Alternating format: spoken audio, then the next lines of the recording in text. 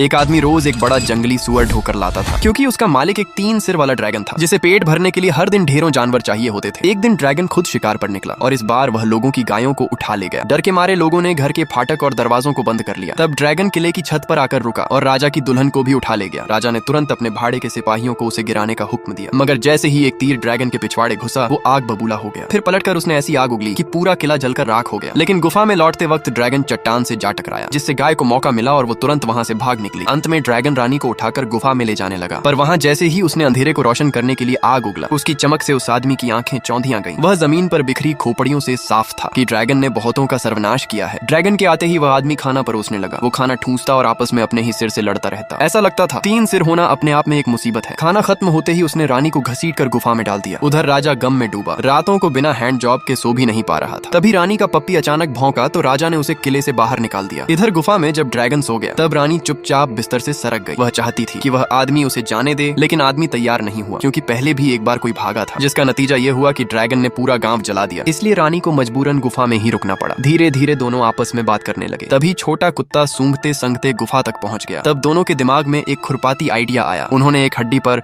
उस पर गुफा का पता लिखा और कुत्ते के सहारे राजा के पास भेज दिया। इसी बीच राजा को गांव के एक आदमी मूत्रचंद की याद आई। वह बड़े बड़े काम करने में माहिर था। अगर वह हाँ कर दे तो काम बन सकता था, पर मूत्रचंद जान जोखिम उठाने के लिए तैयार नहीं हुआ। इसीलिए राजा लाचारी में वापस चला गया। लेकिन फिर अगले दिन वह अपने ढेर सारे नाजायज बच्चों को साथ लेकर मूत्रचंद के पास गुहार लगाने पहुंच गया। इस बार मूत्रचंद ने मासूम बच्चों को देखा और तुरंत मान गया। तब कारीगरों ने उसके लिए खास कवच बनाया और साथ में एक बहुत बड़ा लोहे का हथौड़ा गढ़ दिया, जिसको पटकते ही जमीन कांपने लगती थी। फिर कुत्ता मूत्रचंद को गुफा तक ले आया। मूत्रचंद हथौड़ा लेकर गुफा के सामने खड़ा हो गया और कहा, सुन बेबन स्टोक्स, इससे पहले कि हथौड़े को तेरे अंग विशेष में घुसेड़ दूं, रानी को छोड़ दे। लेकिन ड्रैगन भी कोई कम नहीं था। उसने भी पास का एक पुराना पेड़ उखाड़ा और मूत्रचंद से भिड़ गया। दोनों सुबह से शाम तक, फिर अगली सुबह सूरज चढ़ने तक लड़ते रहे। लड़ते लड़ते दोनों थक कर चूर हो गए। उनमें से अब कोई भी लड़ाई को आगे नहीं बढ़ाना चाहता था। तभी मूत्रचंद ने जेब से ताश के पत्ते निकाला और तय हुआ कि जीत हार ताश से होगी। थोड़ी ही देर में ड्रैगन हार गया। अब पहले से ही तय था कि जो हारेगा वो दूसरे के हाथों भुना जाएगा। लेकिन ड्रैगन भुना नहीं जाना चाहता था, इसीलिए वह मूत्रचंद से रहम की भीख मांगने लगा। लेकिन फिर मूत्रचंद ने एक बड़े से आंडू के पेड़ का हल बनवाया और ड्रैगन के पीछे बांध दिया। करीब 800 एकड़ जमीन जोते जोते ड्रैगन का कांच गोबर निकल गया। यह देख मूत्रचंद ने उसे धक्का देकर समुद्र में गिरा दिया। पीछे आंडू के पेड़ से बंधा होने के कारण